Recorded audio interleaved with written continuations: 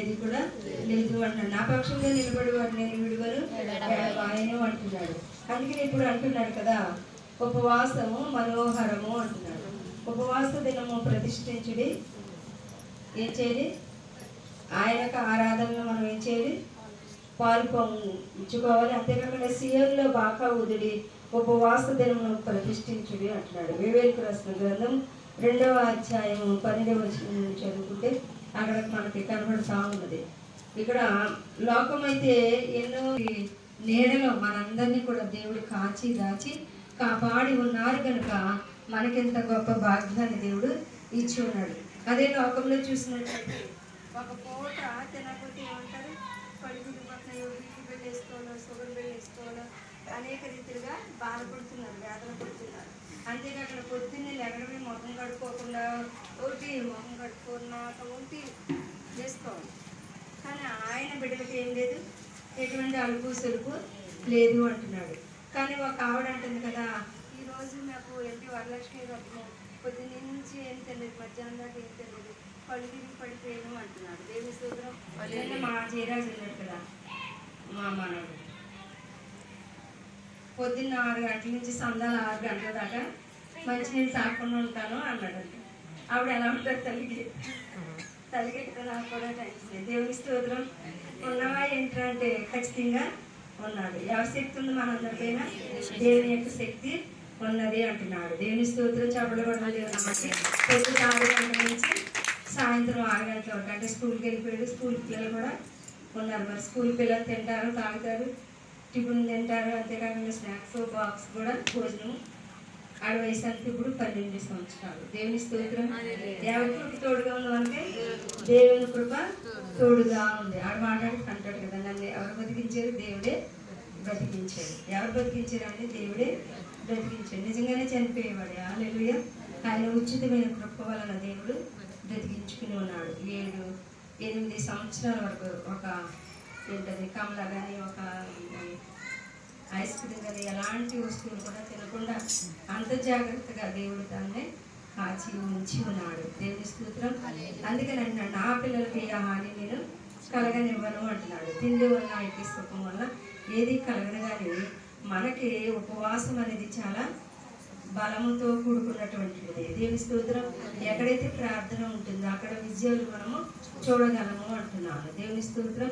ఆయనకు అసాధ్యమైనది ఏది కూడా లేదు అంటున్నాడు. అందుకనే 12వ వచనం అంటూ ఉన్నాడు కదా, ఇప్పుడైనా మీరు ఉపవాసం ఉండి కన్నీరు విడిచిచు దుఃఖించుచు మనపూర్వకంగా ఇదే యెహోవా వాక్కు.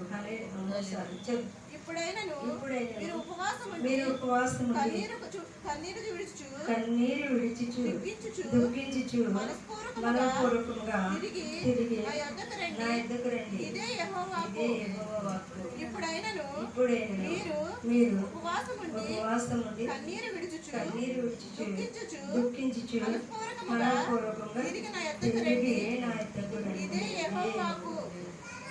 అంటే మనం ఎప్పుడు ప్రార్థన చేసుకుంటా ఉన్నాం. కానీ ఇక్కడ ఈ మాట అంటున్నాడు కదా, ఎప్పుడు కన్నీటి ప్రార్థన చేసుకుంటూ ఉంటాం. ఎంతమంది చేసుకుంటారు కన్నీటి ప్రార్థన? అది ఎవరి వల్ల కలుగుతుంది? దేవుడి వల్ల మాత్రమే కలుగుతుంది. అది నటించేటువంటి నటన మాత్రము కాదు అంటున్నాడు. అది వేషధారుల వలె మీరు ఉండవద్దు అంటున్నాడు. దేవుని స్తోత్రం. ఎలా ఉండకూడదు? వేషధారుల వలె ఉండవద్దు అంటాడు. మీరు ఉపవాసం చేయనప్పుడు మీ గదిలోనికి వెళ్ళి మీరు ప్రార్థన చేయుడి అంటున్నాడు. అది చిన్న వస్తువు ఇవ్వాలి కదమ్మా. ఆడు పట్టుకొస్తాడు. బంగారం నీ చేతిలో ఇచ్చాడు, తీసుకురమ్మా. దేవుని స్తోత్రం.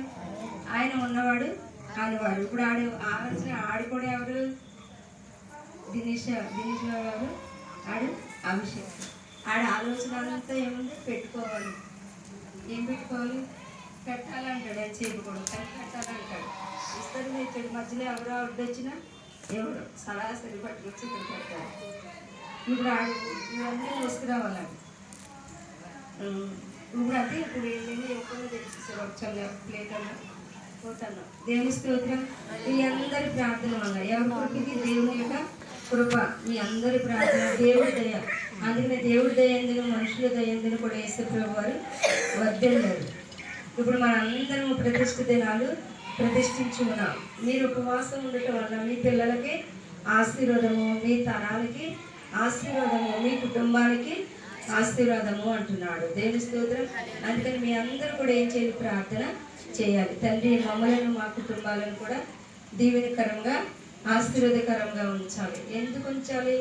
ఎందుకు ఉంచాలంటే పితరుల పాపాలు మన మీదకి రాకుండానట్లుగా మనం ఏం చేయాలి? ప్రార్థన చేసుకోవాలి. హల్లెలూయా, హల్లెలూయా, హల్లెలూయా, హల్లెలూయా. ఆయన ఉన్నవాడు అనువాడు, ఆయనకు అసాధ్యం ఏది కూడా లేదు అంటున్నాడు. కన్నీరు విడిచుచు దుఃఖించుచు, దుఃఖం అంటే ఎంత దుఃఖం అంటే పశ్చాత్తాపడినంతగా, అంటే ఒక బిడ్డను మనం